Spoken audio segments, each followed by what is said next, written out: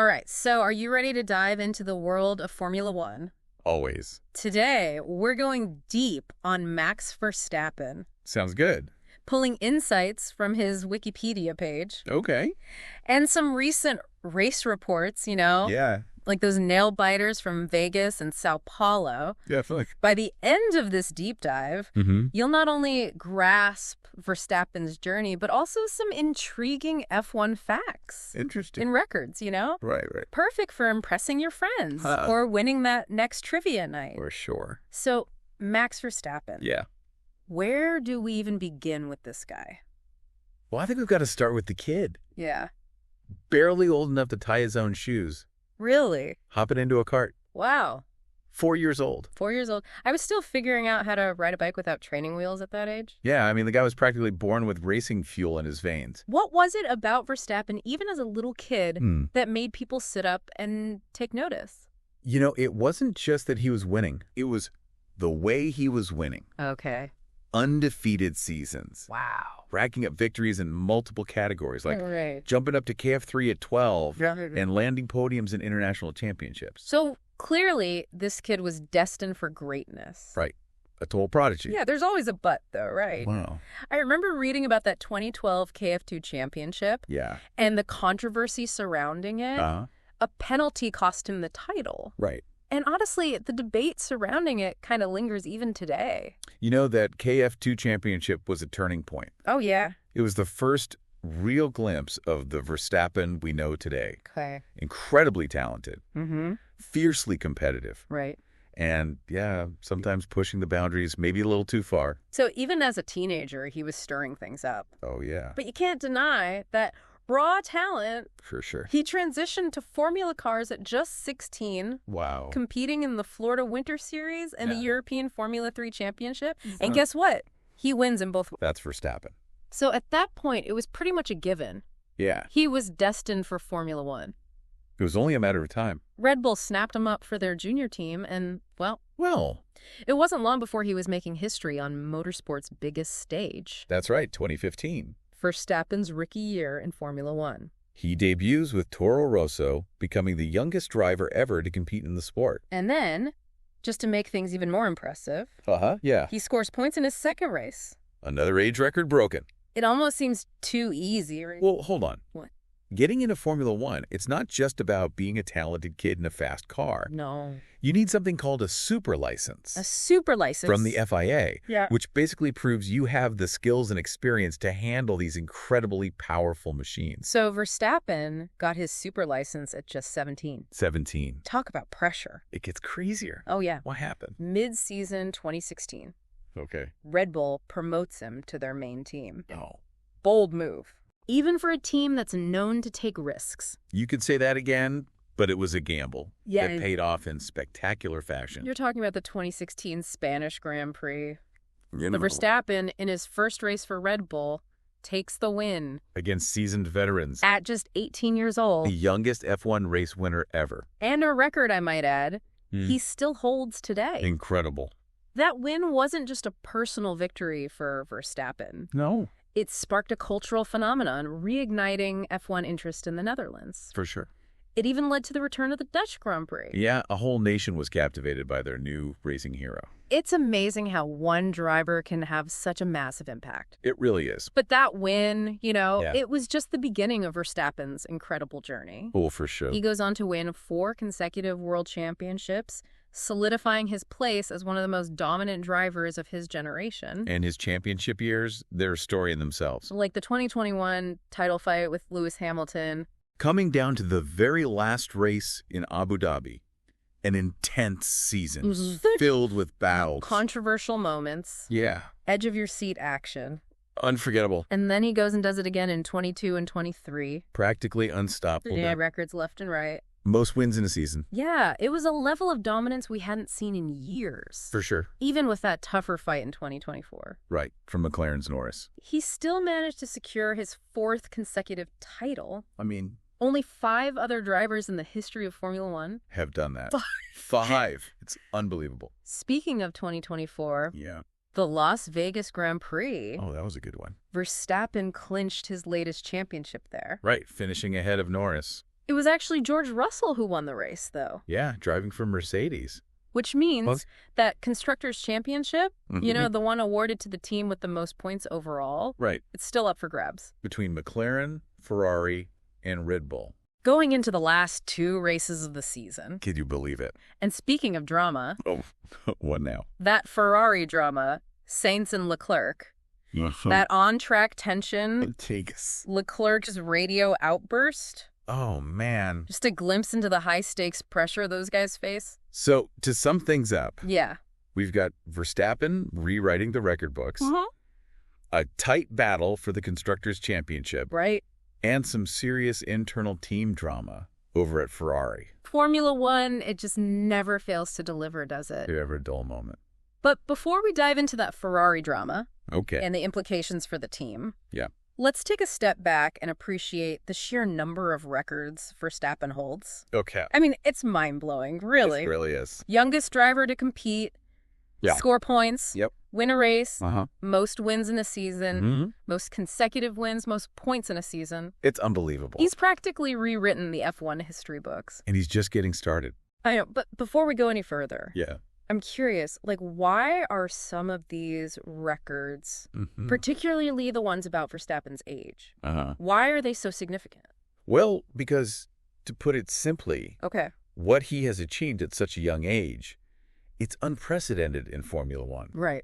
I mean, we're not just talking about raw talent here. No. We're talking about maturity, focus, the ability to handle immense pressure. Right. Because it's one thing to be fast. Sure. But it's a whole other thing to consistently make smart decisions race after race, especially against more experienced drivers. I see what you mean. Yeah. It's like the difference between having natural athletic ability and being a true champion. Exactly. But beyond his age records, what about his other achievements? Right. The sheer number of wins, the dominant seasons, what do those tell us about him as a driver? Well, those records, they speak to his consistency. Okay. His remarkable racecraft. Right. Because to win that off, you need more than just speed.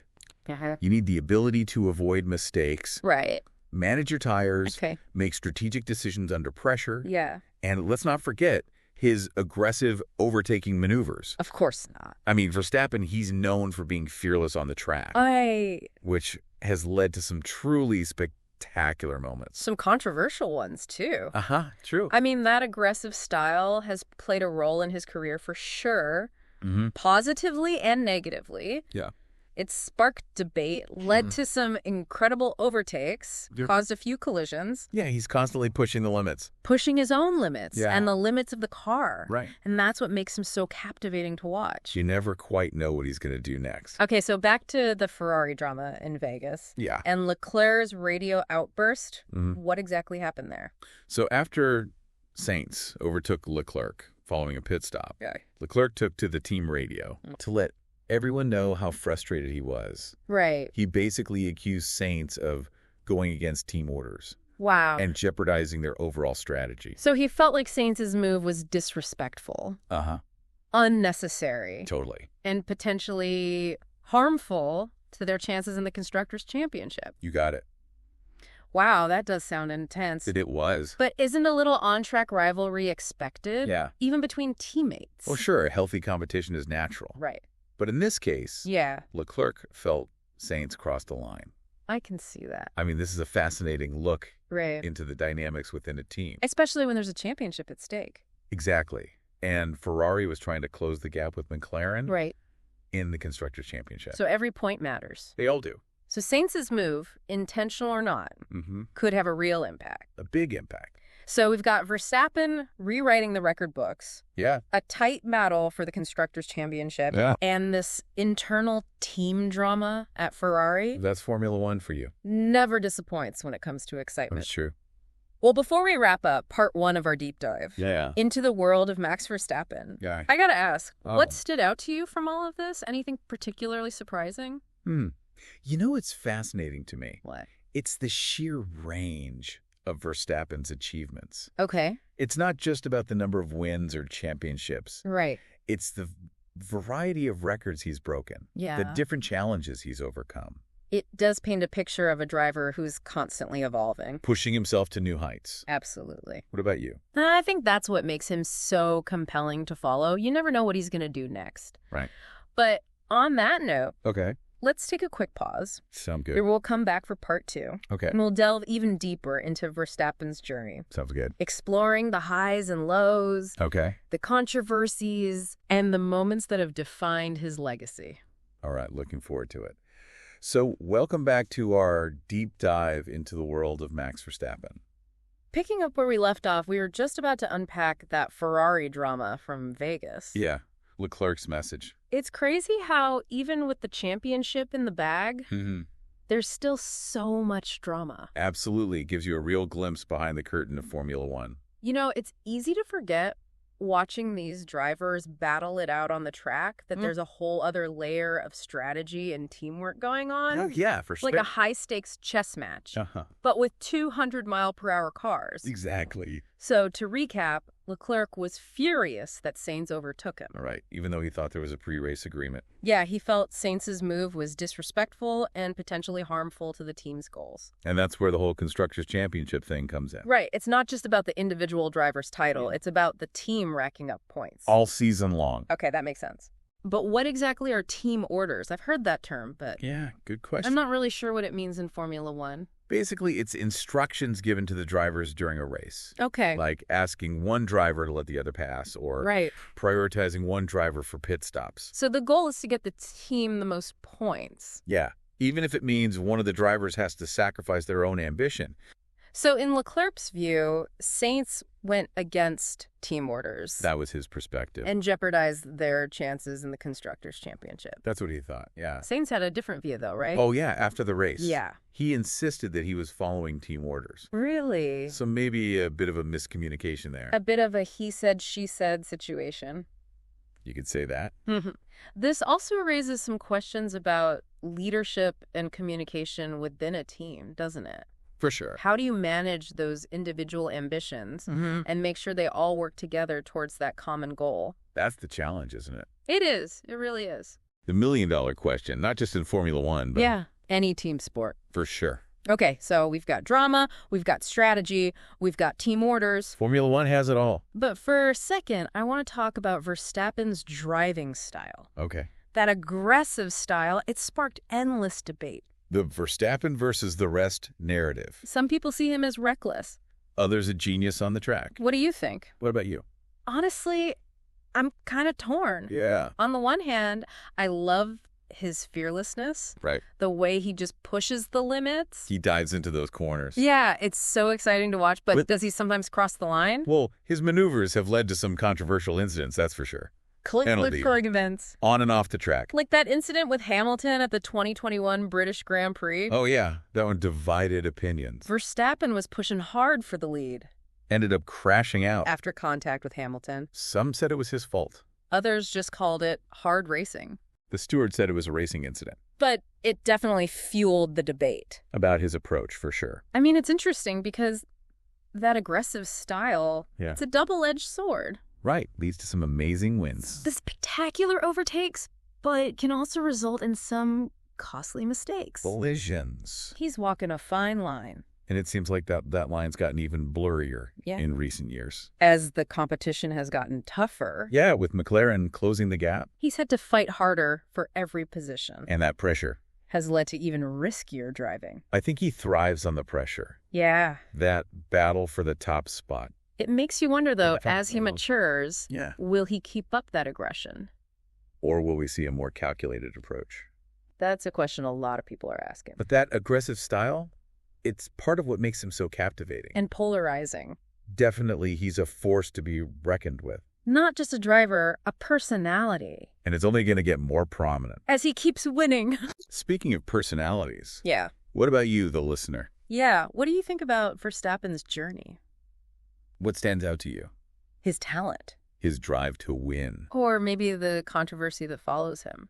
We've talked about ambition, resilience, risk-taking. Teamwork.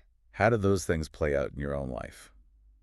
We'll be back shortly with part 3 to wrap up our exploration of Max Verstappen's career. Looking forward to it. Welcome back to our deep dive into the career of Max Verstappen. The final lap. We've talked about so much. We have. His early days in karting, his rise in Formula One. Records. The controversies. Rivalries. Even that drama with Ferrari. So much to unpack. It really is amazing when you really get into someone's career. Yeah, and those bigger lessons that go beyond just F1. Like balancing individual success with the demands of being on a team. Or being resilient in the face of pressure. Yeah, important stuff no matter what you do in life. Absolutely. So we're at the finish line of our deep dive. Time for the big picture. Go ahead.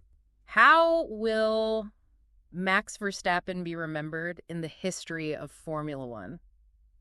That's a tough one. What kind of legacy is he building? Well, his career's still going. Right. But even now, he's a legend in the making. Look at what he's accomplished. 4 world championships. Wins, records. Maybe they'll stand for years. It's not just the numbers. No. It's the way he races. Aggressive. Relentless. Pushing those limits. It's made him an icon. Love him or hate him.